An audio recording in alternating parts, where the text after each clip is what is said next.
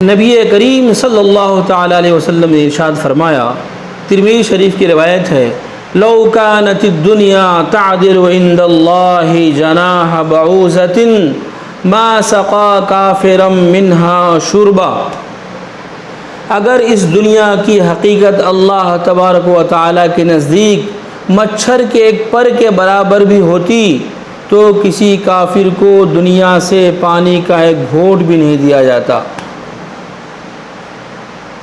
لیکن ہماری نظروں کے سامنے ہے، ہم دیکھ رہے ہیں دنیا کی دولت کافروں کو خوب مل رہی ہے۔ دنیا کا سپر پاور وہ ہے جو دنیا اسلام کا، مسلمانوں کا سب سے بڑا دشمن ہے۔ سب سے بڑا دشمن، اسلام کا دشمن، مسلمانوں کا دشمن، اہل اللہ کا دشمن، قرآن کا دشمن، نبی کا دشمن، وہ آج کی تاریخ میں دنیا کا سپر پاور ہے۔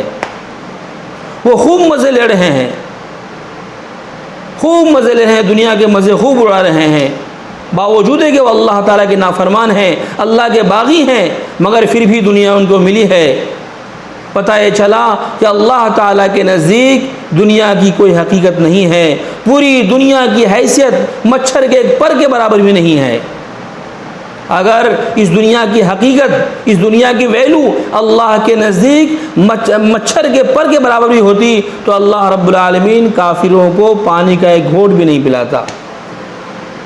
جس دنیا کے لیے ہم راتوں دن نیک کیے ہوئے ہیں، جھوٹ، دھوکہ، چیٹنگ، خیانت، اسی ذلیل دنیا کے لیے، اسی بے وفا دنیا کے لیے، جو ایسی دنیا ہے جس دنیا کو ہم نے جب سے ہوش سنبھالا مرتے دم تک گلے لگایا، جہاں ہماری آنکھ بند ہوئی یہ دنیا ہم سے بے وفائی کرے گی، دنیا چھوڑ کے چلی جائے گی، دنیا کو ہم چھوڑ کے چلے جائیں گے۔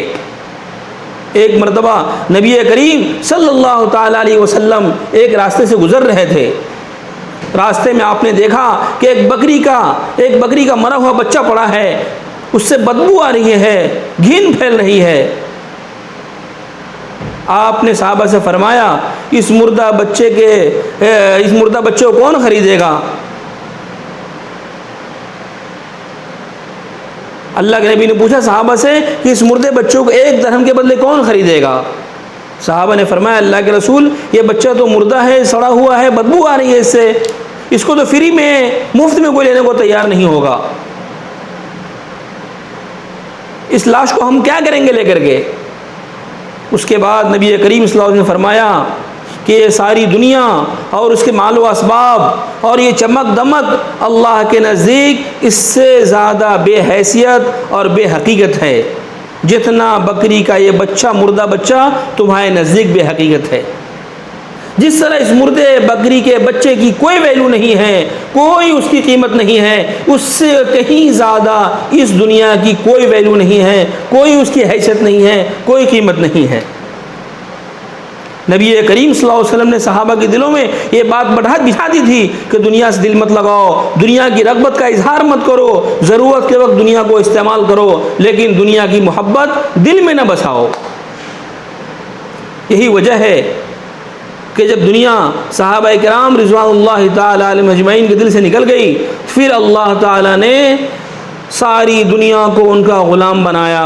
کسریٰ ان کے قدموں میں آ کر ڈھیر ہوا، قیصر ان کے قدموں میں آ کر ڈھیر ہوا، انہوں نے ان کے مال و دولت کی طرف نظر اٹھا کر بھی نہیں دیکھا۔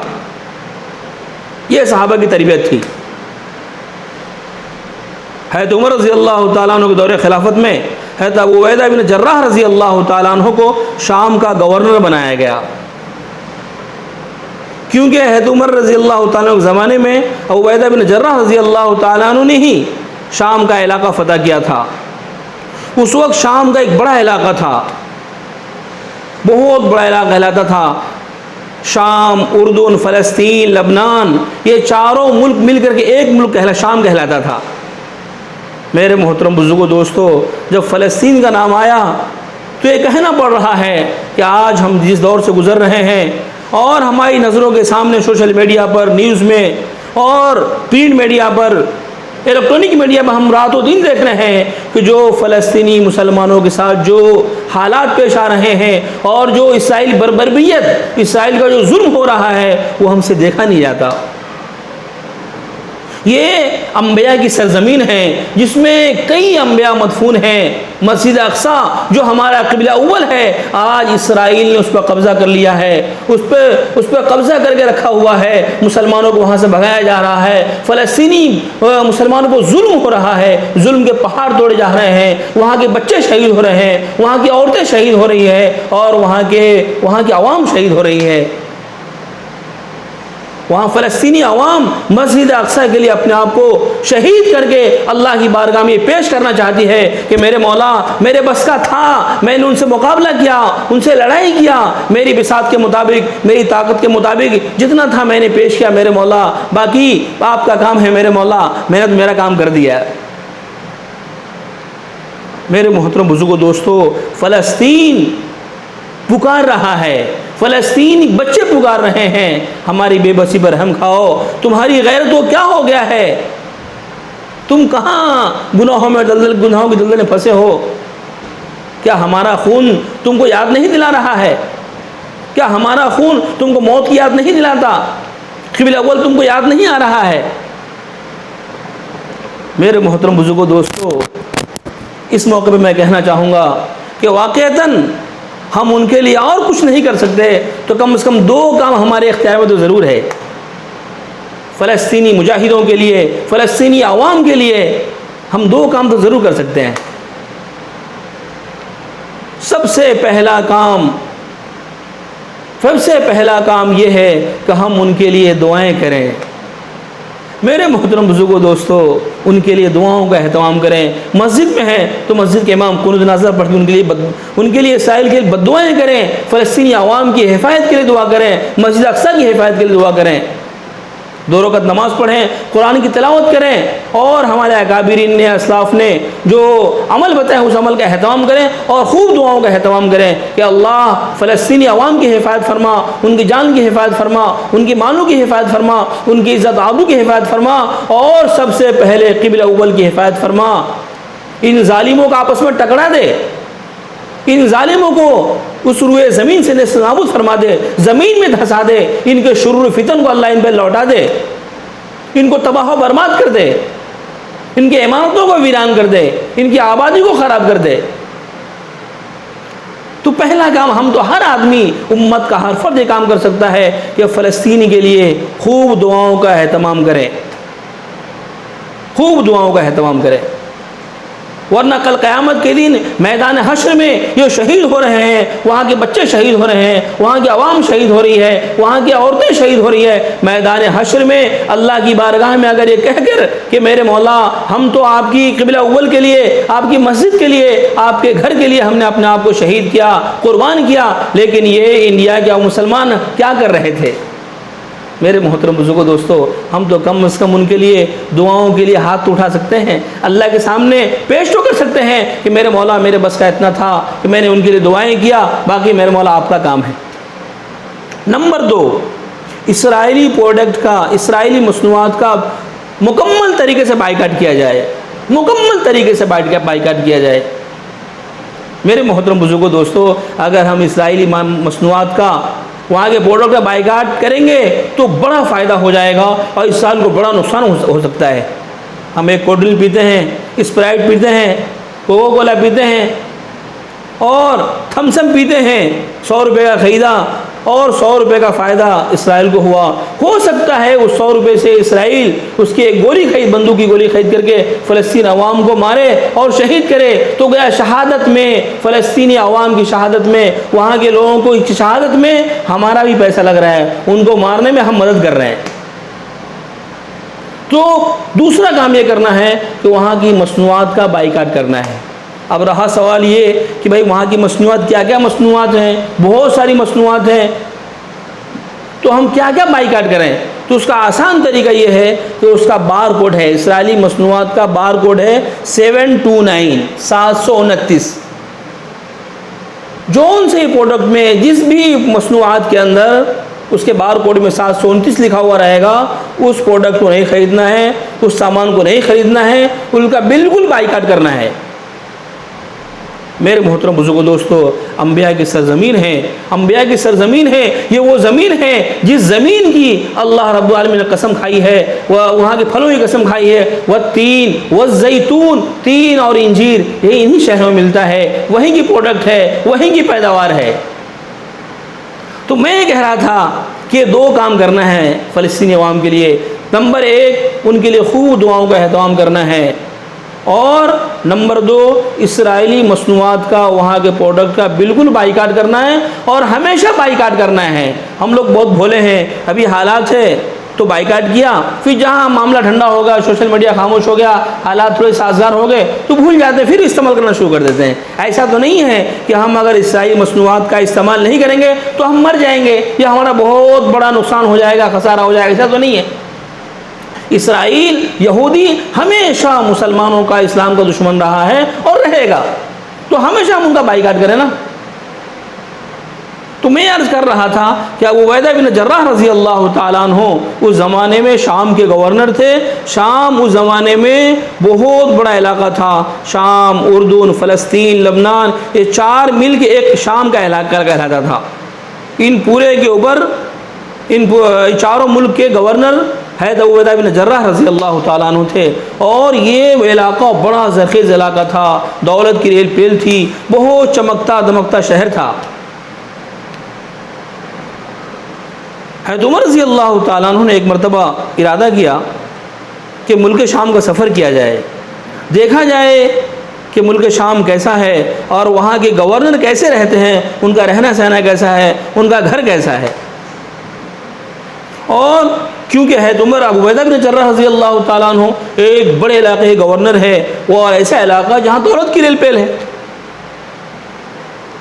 حضرت ابو عبیدہ بن جراح رضی اللہ تعالیٰ عنہ نے حضرت عمر رضی اللہ تعالیٰ کو منع فرمایا کہ آپ ہمارے گھر کو نہ دیکھیں تو بہتر ہے، لیکن حضرت عمر رضی اللہ تعالیٰ نے اصرار کیا کہ مجھے آپ کا گھر دیکھنا ہے۔ چنانچہ ابو عبیدہ بن جراح رضی اللہ تعالیٰ عنہ حضرت عمر فاروق رضی اللہ تعالیٰ عنہ لے کر چلے، شہر کے اندر سے گزرتے گئے، جب شہر کی آبادی ختم ہو گئی تو حضرت عمر رضی اللہ تعالیٰ نے پوچھا کہ ابو عبیدہ کہاں لے کے جا رہے ہو؟ ابو عبیدہ رضی اللہ تعالیٰ نے فرمایا کہ بس امیر المومنین بس قریب ہے۔ شہر کی آبادی جب ختم ہو گئی، شہر کی چمک دمک ختم ہو گئی، تو ایک چھوٹا جھوپڑا تھا۔